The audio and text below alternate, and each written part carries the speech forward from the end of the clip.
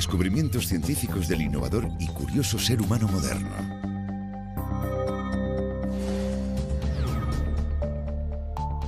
Existen 5 claves que nos abrirán las puertas al futuro.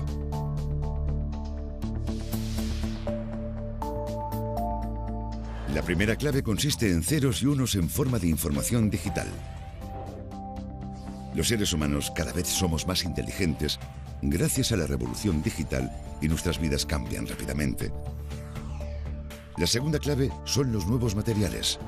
Los seres humanos ya no estamos limitados a los materiales naturales. Gracias al desarrollo de nuevos materiales artificiales, hemos alcanzado un punto de inflexión en la historia. La tercera clave es la ingeniería genética. Aunque actualmente haya comida en abundancia, puede que no sea así en un futuro cercano, pero mediante la ingeniería genética, la humanidad podrá ser capaz de superar esta gran amenaza. La cuarta clave son las mutaciones. Las mutaciones causan enfermedades y son un elemento importante en la evolución humana. En este documental, resolveremos los misterios que se esconden detrás de este fenómeno sorprendente. La quinta clave es el Sol.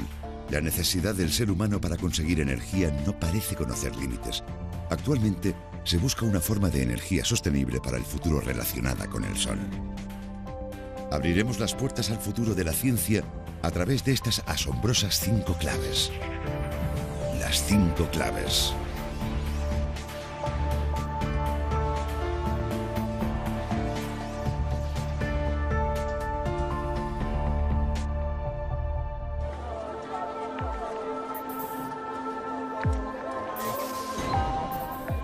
Cada año, 150 millones de personas enferman en todo el mundo. En África, 1 millón de niños mueren a causa de una terrible fiebre, la malaria. Sin embargo, algunos africanos son inmunes a esta enfermedad.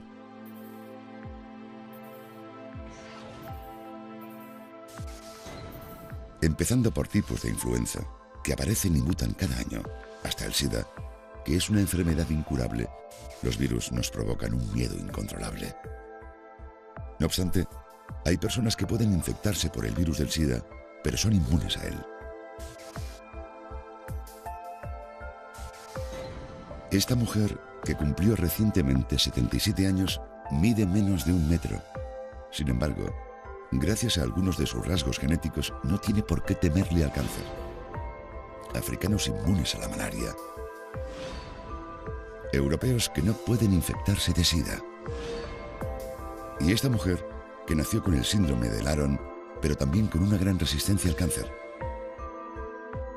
¿Cuál es el secreto de estas personas y de las habilidades que les hacen diferentes al resto?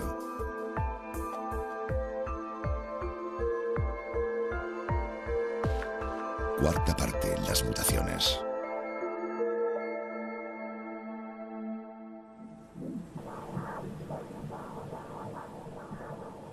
Semana 20 del embarazo.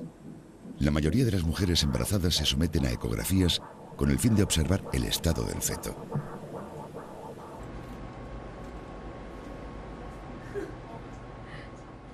De esta forma, comprueban que el bebé esté sano. En ese punto del embarazo, se puede apreciar la estructura del cerebro y el corazón del feto, así como la forma de sus pies. Las mujeres embarazadas se hacen esta prueba desde las primeras etapas del embarazo para asegurarse de que el niño nacerá sano. La más mínima mutación genética incrementa las probabilidades de que el feto nazca con algún defecto congénito.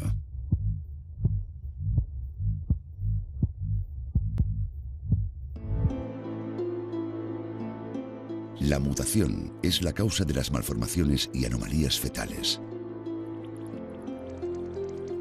Esta alteración se produce en el momento de la fecundación, cuando el espermatozoide penetra en el óvulo.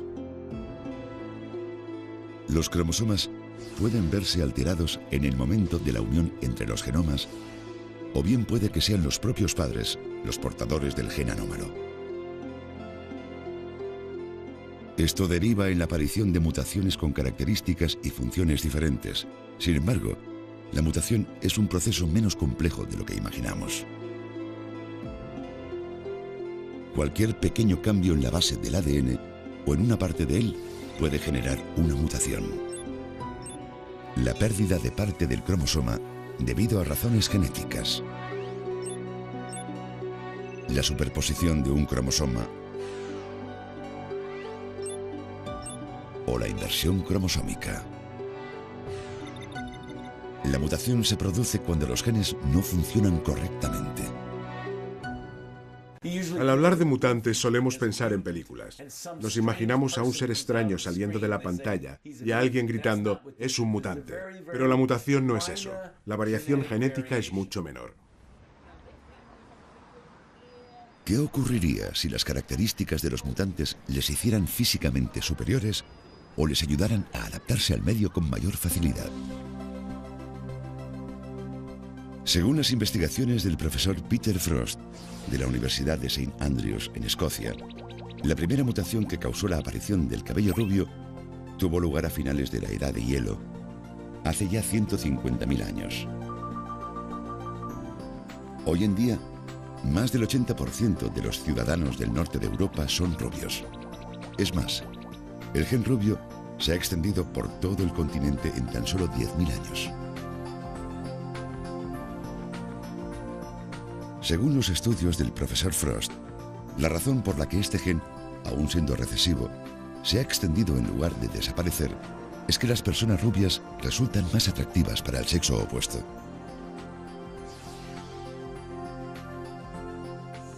Las diferencias en el color de pelo, de ojos e incluso de piel demuestran que, en un momento dado, se han producido distintas variaciones genéticas o, en otras palabras, mutaciones.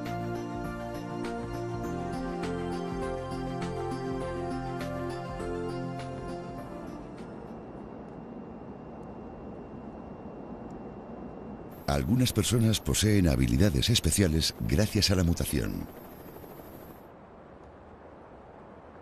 Por ejemplo, aquellas que son inmunes a la malaria, una de las enfermedades más temidas por los africanos.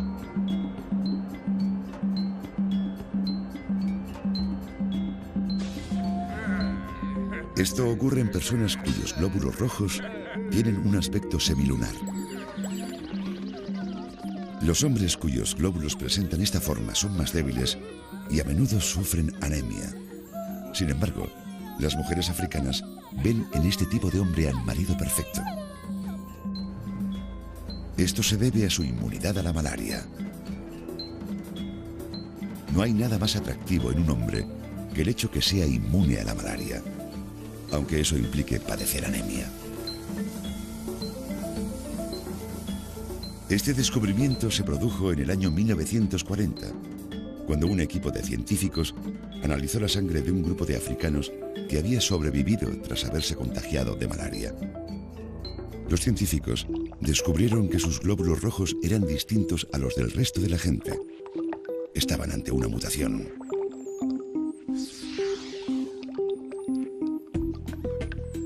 Estas células se denominan células de la hoz porque adquieren la forma de esta herramienta. Pero, ¿por qué las personas con esta característica son inmunes a la malaria? Los glóbulos rojos normales son células con forma de disco bicóncavo que se encargan de portar el oxígeno a través de la sangre. Su forma cóncava facilita que se una con el oxígeno. Sin embargo, las células de la hoz llevan menos oxígeno y por tanto bloquean el flujo de la sangre. Esto causa anemia. En cambio, esas células no son afectadas por los gérmenes de la malaria.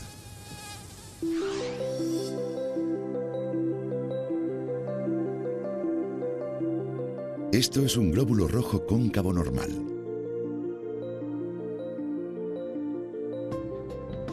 Los gérmenes de la malaria pueden llegar fácilmente a la superficie del glóbulo una vez que éste está infectado.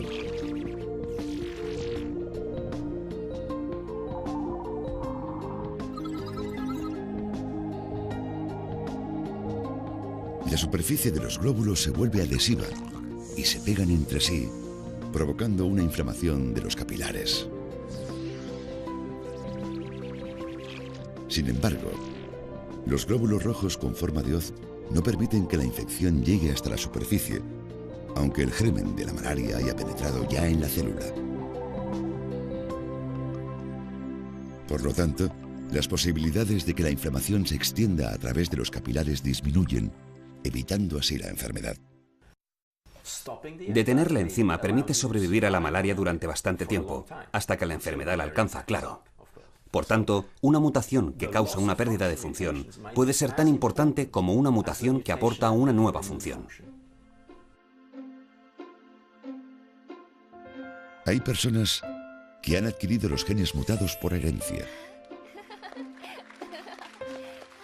Algunas de estas mutaciones les han dado un mejor aspecto físico, unas funciones cerebrales superiores o una constitución más atlética. Este tipo de mutaciones resultan muy atractivas para el sexo opuesto. Las mutaciones pasan de padres a hijos, extendiéndose lentamente por todo el planeta.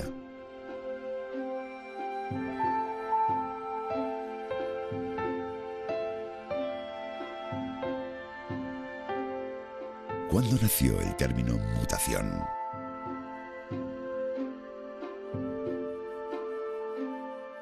Surgió en el siglo XIX, cuando un hombre que se dedicaba a plantar onagras encontró una flor mucho más grande que las demás.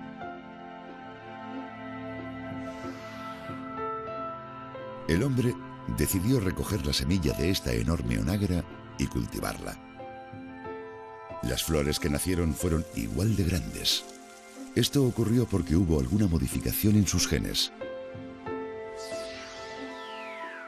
Este hombre fue la primera persona en acuñar el término mutante para describir las nuevas especies de plantas. Se trataba de un botánico y genetista neerlandés cuyo nombre era Hugo de Vries.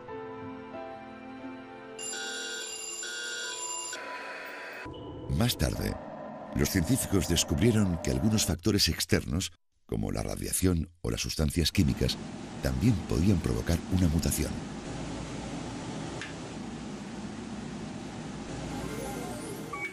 Entonces, ¿una mutación es un hecho positivo o más bien peligroso?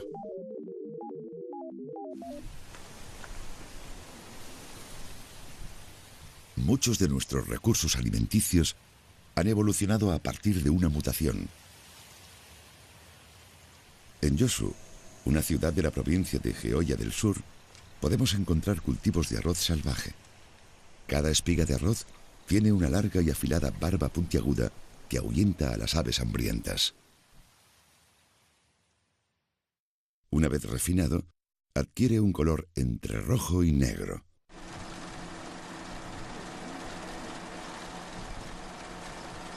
El arroz salvaje es difícil de cultivar y su cosecha es un 20% inferior a la del arroz normal.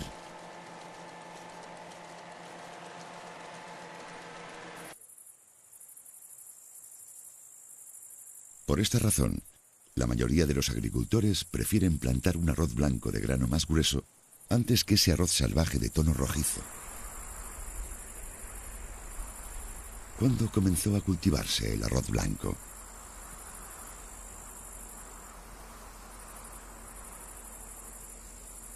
Según los científicos, el arroz blanco surgió como una mutación del arroz rojo hace aproximadamente 10.000 años. Sin embargo, el arroz blanco se podía pelar con más facilidad que el arroz rojo original. También tardaba menos tiempo en cocerse, lo que favorecía el ahorro de combustible.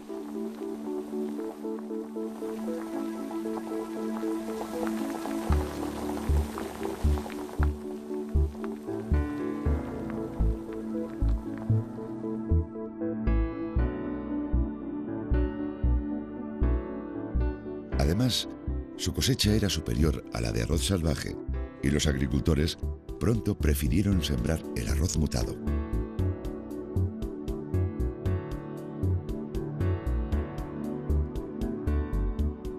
Esto demuestra que el arroz blanco es una mutación del arroz rojo. La mayoría de los productos agrícolas que consumimos en nuestro día a día también son mutaciones de alguna variedad salvaje. El trigo que hoy comemos empezó a cultivarse alrededor del año 7000 a.C.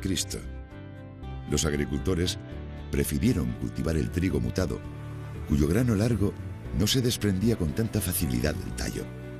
Este tipo de trigo es el que todavía comemos hoy en día.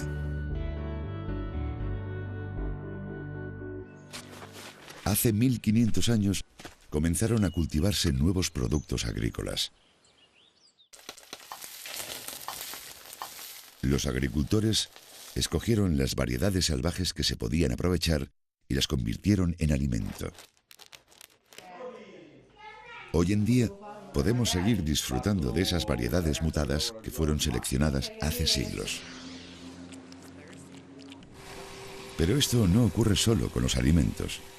Algunos animales también han evolucionado a partir de una mutación.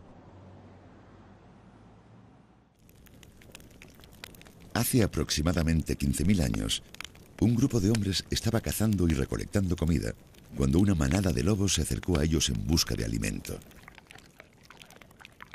Los lobos resultaron ser mansos y los hombres decidieron llevárselos para que defendieran su casa de cualquier intruso.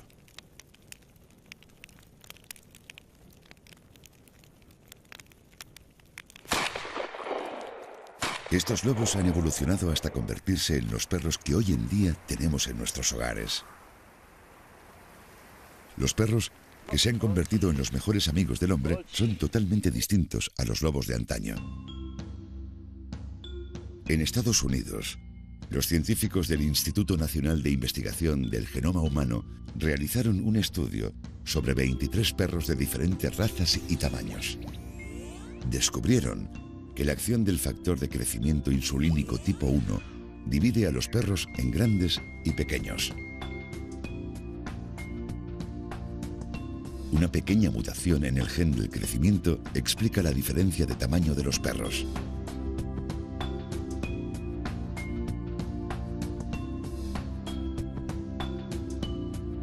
Tanto el aspecto físico como el carácter de estos animales dependen de sus genes.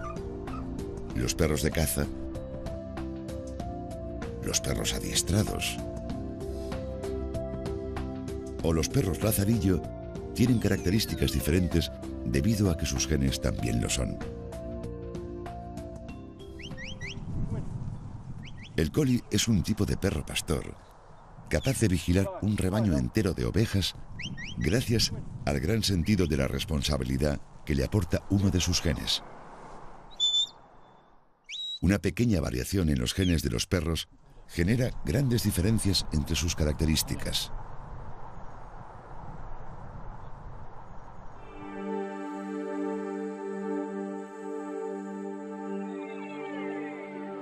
¿Dónde tiene lugar la mutación? La clave del cambio.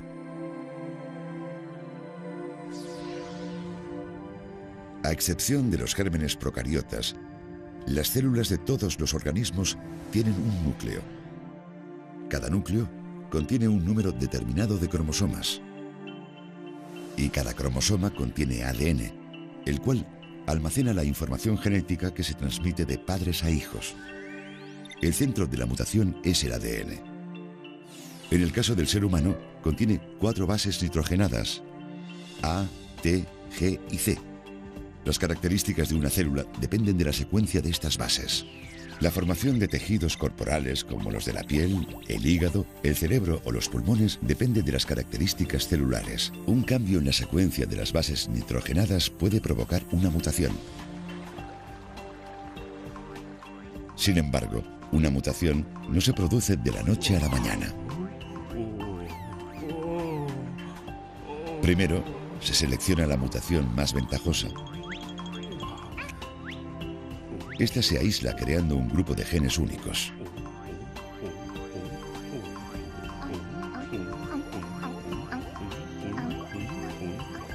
Si este grupo no entra en contacto con otras variedades ni deja descendencia, termina formando una nueva especie.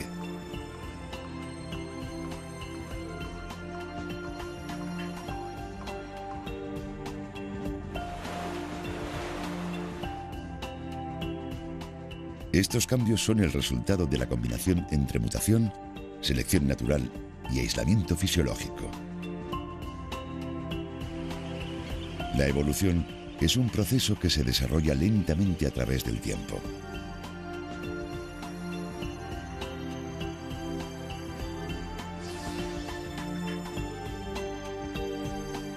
Hace millones de años se produjo un cambio en el genoma humano.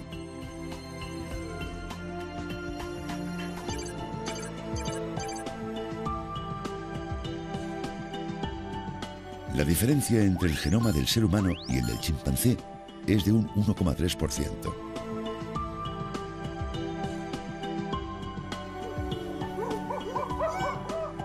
Los científicos que estudiaron las diferencias genéticas entre el ser humano y el chimpancé descubrieron que este último posee ciertos genes de los que el ser humano carece. Hay cientos de características que distinguen al ser humano del chimpancé, desde la capacidad del ser humano para ponerse de pie hasta la textura de la piel o el uso del lenguaje. Los científicos buscaban las razones de estas diferencias y finalmente lograron dar con una de ellas.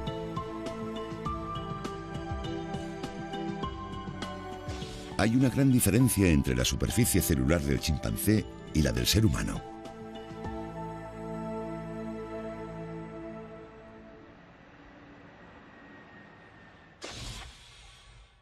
Los artífices de este descubrimiento fueron el profesor Ajit Barki y el profesor Pascal Gagnon, quienes estudiaban los orígenes del ser humano. Tras comparar y analizar unas muestras de suero sanguíneo tomadas de seres humanos y de chimpancés, descubrieron que los componentes de sus células eran diferentes.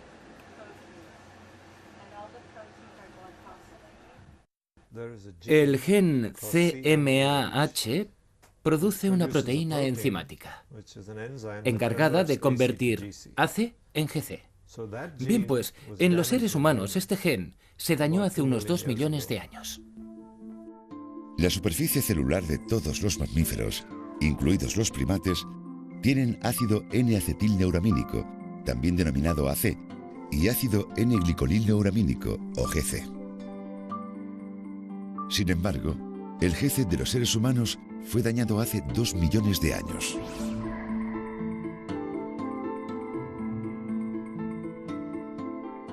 La superficie de las células de un chimpancé posee sendos ácidos siálicos, GC y AC, pero los humanos perdimos esta capacidad de producción. Por tanto, solo tenemos un tipo de ácido siálico, AC.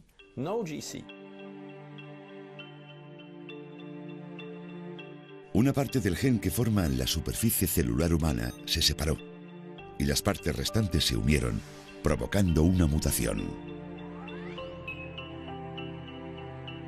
Como consecuencia, uno de los componentes de la superficie celular humana pasó de tener 2 ácidos siálicos a poseer solo uno.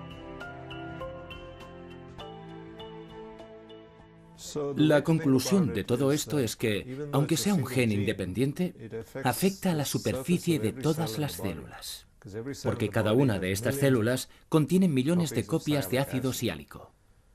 Por tanto, un pequeño cambio en este átomo de oxígeno supone un gran cambio en todas las células. El ADN es similar a un programa informático. Un cambio en el sistema operativo puede provocar un error o una alteración en el programa informático. De la misma manera, una pequeña variación en el código genético puede alterar por completo el resultado. A diferencia de otros primates, la superficie celular del ser humano ha perdido un componente. Este hecho, consecuencia de una mutación casual, ha afectado a la especie humana de manera positiva.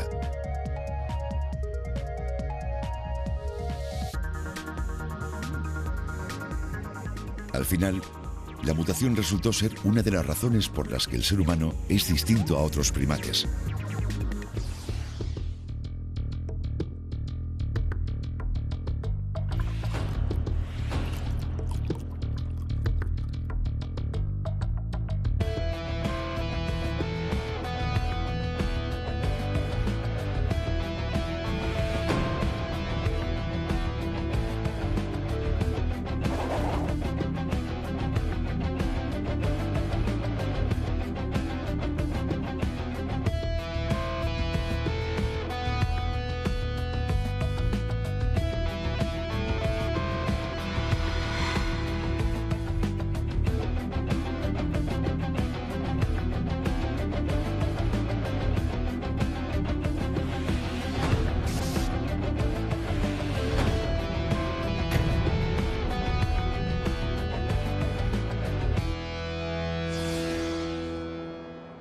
La mutación genética, que ha influido en toda la humanidad, también ha provocado cambios en la vida de las personas a través de las enfermedades. En los últimos 20 años se han descubierto 30 enfermedades contagiosas en distintas partes del mundo. Un factor clave en la aparición de enfermedades son los virus. Los virus son el microorganismo más pequeño que existe. Los virus se componen de ácido nucleico rodeado por una cubierta proteica. Carecen de capacidad para reproducirse por sí solos o iniciar la síntesis de proteínas. Son parásitos celulares que se desarrollan en el interior de las células. Durante este proceso se producen las mutaciones que dan lugar a graves enfermedades.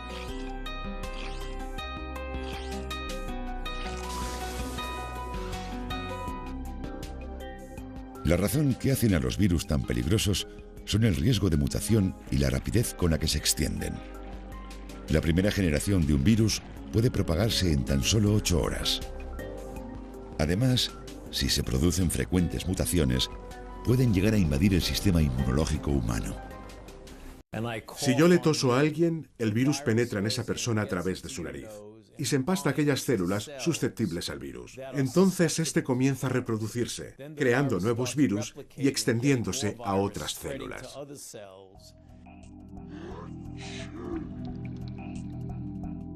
Los nuevos agentes resultantes de la mutación logran sobrevivir gracias a su capacidad para esquivar el sistema inmunológico de su huésped. Los virus desarrollan rápidamente una gran tolerancia a la medicación, lo que dificulta su curación. Además, las mutaciones sobreviven hasta el punto de que ni las vacunas resultan efectivas. Existen enfermedades incurables causadas por la mutación de algún virus. El mayor ejemplo es el síndrome de inmunodeficiencia adquirida, comúnmente denominado SIDA. En el caso de las personas infectadas por el SIDA, sus células inmunes se destruyen, debilitando su inmunidad. Los tumores y las enfermedades infecciosas pueden extenderse por todo el cuerpo hasta provocar la muerte. No obstante, hay personas que son inmunes al SIDA. Se trata de personas con una mutación en los glóbulos blancos. Los glóbulos blancos del ser humano contienen CCR5. La unión entre el gen CCR5 y un receptor deriva en una enfermedad.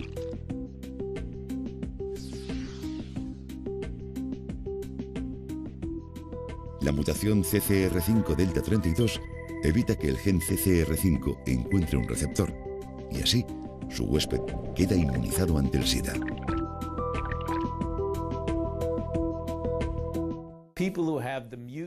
Las personas que portan la mutación CCR5 delta 32 no se pueden infectar. Están protegidas. Su célula no actúa como receptora del virus. Por lo tanto, cuando el virus entra en su cuerpo buscando una célula a la que adherirse, no lo consigue.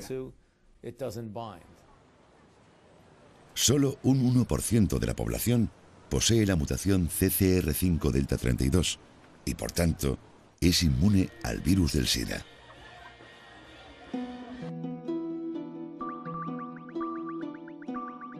Bastantes europeos caucásicos portan el gen CC35 delta 32 resistente al SIDA, algo poco común en personas de otras razas.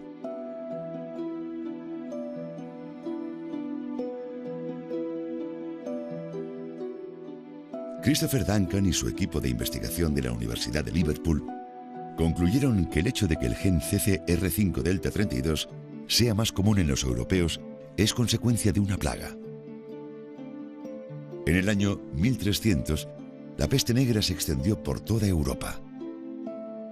Un devastador 40% de la población murió a causa de esta enfermedad. Una minoría de los europeos, solo 1 de cada 20.000, tenía un gen mutado especial. Este gen era el CCR5 delta 32. La función de este gen era proteger a su portador de la peste negra.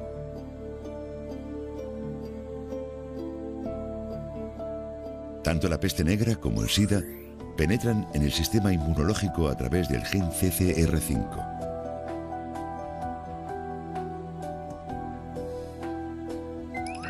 La peste negra estuvo presente durante mucho tiempo, incrementando así la probabilidad de formación del gen CCR5 delta 32, una mutación del gen CCR5. La probabilidad pasó de 1 de cada 20.000 habitantes a 1 de cada 10.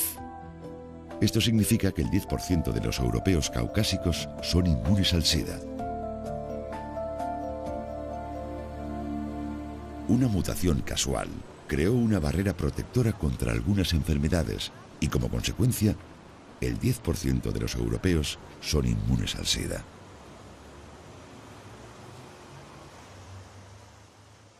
Algunas mutaciones causan algún tipo de efecto sobre las enfermedades, mientras que otras son irrelevantes y no influyen en ellas. En este caso concreto, la mutación se produjo por casualidad, protegiendo así a su portador del SIDA. Esta es la naturaleza de la variación genética entre los miles de millones de personas que habitan en el mundo. Las mutaciones pueden provocar enfermedades. Sin embargo, también pueden ser la clave para mantener a las personas alejadas de estas.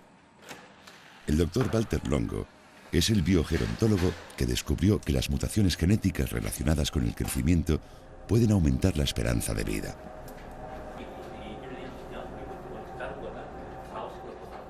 La mayoría de los ratones vive una media de 2 años y 2 meses.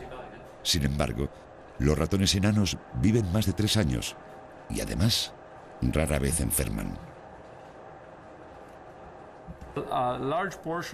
El 30 o el 40% de los ratones padece cáncer, enfermedades inflamatorias o deterioro cognitivo. Sin embargo, en los ratones enanos no es así. Estos están protegidos contra el cáncer, el deterioro cognitivo y la resistencia a la insulina, que es habitualmente una alteración relacionada con la diabetes. El caso de los ratones enanos demuestra que la mutación genética influye en enfermedades como el cáncer o la diabetes. ¿Ocurre lo mismo en los seres humanos?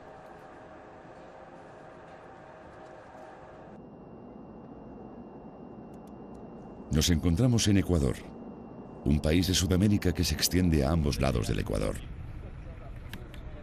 En un pueblo a 10 horas de Quito, la capital del país, vive una persona que tiene una resistencia especial al cáncer. Se trata de Judith, una anciana que cumplió recientemente 77 años y mide solo 95 centímetros. Padece un enanismo denominado síndrome de Laron. Judith tiene 8 hermanos, pero solo ella padece esta enfermedad. Siempre le ha preocupado su baja estatura. Sin embargo, posee una cualidad única que la hace diferente a sus hermanos. Somos 9 hermanos. Mi hermana Sabina tiene mal de diabetes. Mi hermano Miguel murió con el mal de Chaga. Mi hermana Celia murió con el mal de la leucemia. Mi hermano Urbano tiene mal de diabetes. Mi hermana Yolanda tiene cálculos a la vesícula. Mi hermana Violeta tiene colesterol. Esos cercos para las gallinas y cuando se saben que jugábamos también. A regar plantas. Judith es la mayor de 9 hermanos. Aunque su estatura es muy inferior a la normal, con más de 70 años, Judith jamás ha padecido ninguna enfermedad. Se acordaba comida para llevar a comer. Nicolás Augusto es otro paciente de síndrome de Laron que vive cerca de Judith. Nicolás tiene 18 años, pero dejó de crecer cuando alcanzó los 113 centímetros. La madre de Nicolás está preparando la cena. Para cocinar, utiliza manteca de cerdo en lugar de aceite. O sea, le ponemos no ocupamos mucho aceite, ¿no? Solo con manteca casi. Manteca. La mayoría de los platos locales de esta zona son altos en calorías y se fríen con manteca de cerdo. ¿Quieres un poco más, Esto causa Nicolás? obesidad que puede derivar en cáncer o diabetes. Sin embargo, aquellos que padecen síndrome de Laron son la excepción que confirma la regla. Sí. ¿Por qué estos pacientes son prácticamente inmunes a ciertas enfermedades si viven en el mismo entorno que sus conciudadanos y se alimentan igual? El doctor Jaime se dedica al estudio de pacientes con síndrome de Laron desde 1994. Ha examinado al centenar de pacientes que viven en Ecuador. Esto supone una tercera parte de los pacientes con síndrome de Laron de todo el mundo. Su investigación comenzó con la hipótesis de que la mutación genética que provoca el enanismo previene a su vez el cáncer y la diabetes. La zona de Ecuador donde viven estos pacientes ha registrado un aumento en los casos de enfermedades como el cáncer. Un 17% de la población ecuatoriana fallece de cáncer. En el sur de Ecuador incluso un 20%. Por tanto, muchos de sus familiares, al igual que cualquier otro ciudadano, han podido fallecer de cáncer, diabetes o enfermedades cardiovasculares. Pero curiosamente estos pacientes jamás han demostrado indicios de ninguna de estas enfermedades. ¿Por qué los pacientes con síndrome de Laron no desarrollan el cáncer? Primero, veamos cómo se forma esta enfermedad en nuestro cuerpo.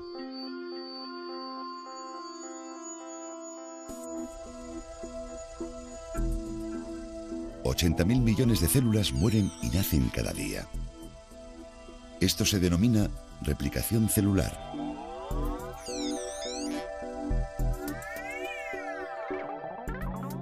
A lo largo de este proceso, la célula se encarga de replicar 30.000 millones de pares de bases sin que se produzca ninguna alteración. Aunque durante el proceso de replicación puede haber errores, nuestro cuerpo posee un sistema capaz de modificarlos y, por tanto, la mayoría no llegan a trascender.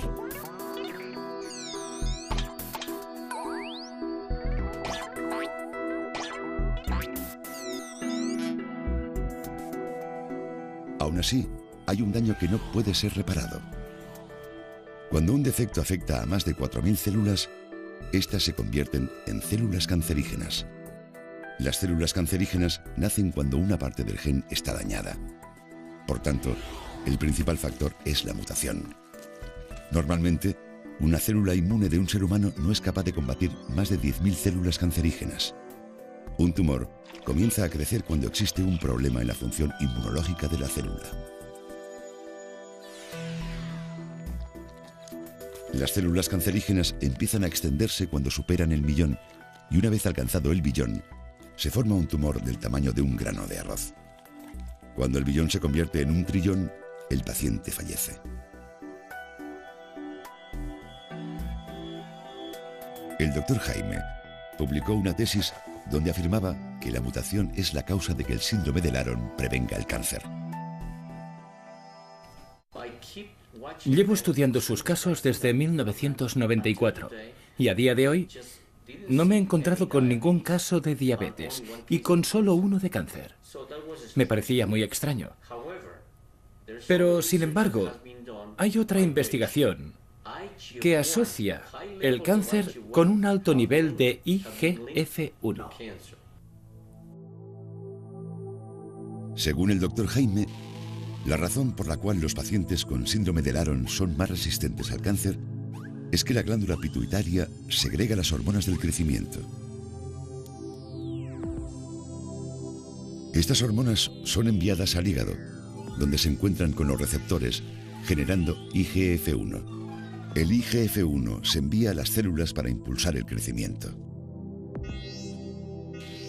En el caso de los pacientes con síndrome de Laron, los receptores que están en el hígado rechazan la hormona del crecimiento.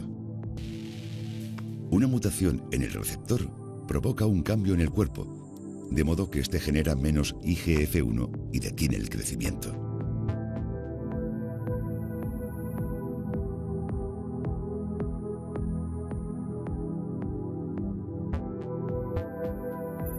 Gracias a su investigación, el doctor Jaime concluyó que el nivel de IGF-1 está relacionado con el cáncer y que cuanto más alto es este, mayor es la incidencia de la enfermedad.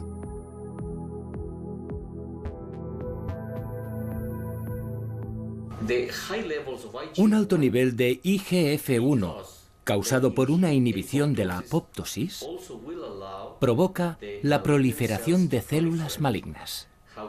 Sin embargo, en los casos de síndrome de Laron, donde hay una deficiencia en la recepción de la hormona del crecimiento debido a los bajos niveles de IGF-1, la apoptosis aumenta.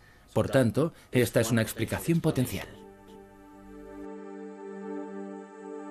¿Cómo influye la muerte celular en la prevención del cáncer? Para explicar por qué las células cancerígenas proliferan con tanta rapidez, debemos fijarnos en el telómero, la parte final de un cromosoma.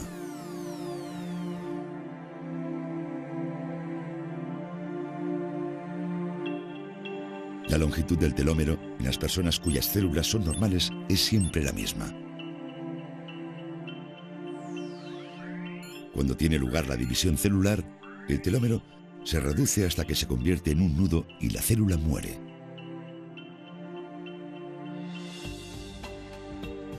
Dependiendo de la longitud del telómero, la célula pasa por varias divisiones antes de morir.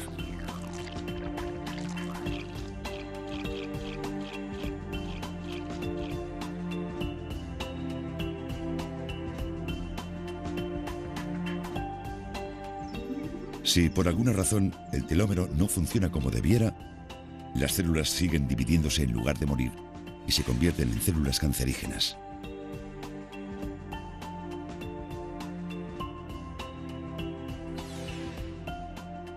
Además, las células cancerígenas evolucionan con el paso del tiempo. Cuando se crea una nueva generación de células cancerígenas, se produce una nueva mutación que también prolifera.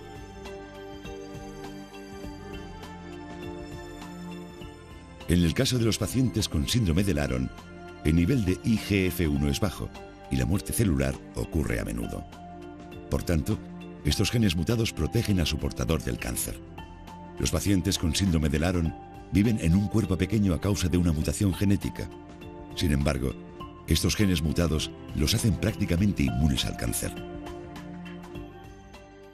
Bueno, he aprendido que a nosotros estamos protegidos sobre el cáncer y la diabetes. La verdad me siento muy feliz porque sé que gracias a mí o a mi ayuda las demás personas pueden salir adelante con su enfermedad o cáncer, lo que tengan, que yo les voy a poder ayudar y bueno, si pueden, todos les voy a ayudar ahí. Yo observo y describo lo que veo. Veo a una persona que padece una enfermedad, pero al mismo tiempo veo a una persona protegida. Por tanto, una mutación puede ser algo positivo o puede ser algo negativo. Africanos que son inmunes a la malaria. Europeos que no pueden infectarse de SIDA. Y Judith, que siempre tendrá una baja estatura, pero nunca padecerá cáncer. Estas características que les hacen diferentes comenzaron siendo una mutación. En mi opinión, las mutaciones son una parte fundamental de la evolución. Las mutaciones muchas veces provocan enfermedades, pero también son nuestro modo de evolución.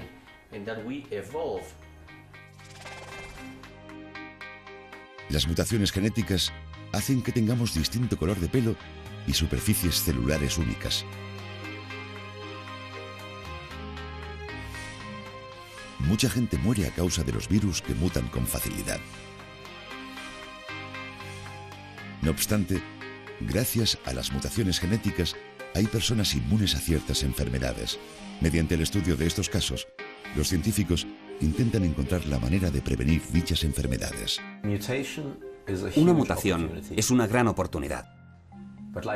Pero como todas las oportunidades, puede conllevar riesgos. Y es el efecto de la mutación en el organismo que porta dicha mutación en cada una de las células, lo que determina si la mutación supone un riesgo y si, por tanto, debe desaparecer. Uno de los beneficios de las mutaciones es que se hacen cada vez más comunes, hasta que finalmente se extiende a toda la población. La mutación es la base de la evolución. Algún día, una raza completamente distinta a la raza humana como hoy la conocemos, caminará sobre la superficie de la Tierra. La clave está dentro de nosotros, en los genes y en las mutaciones.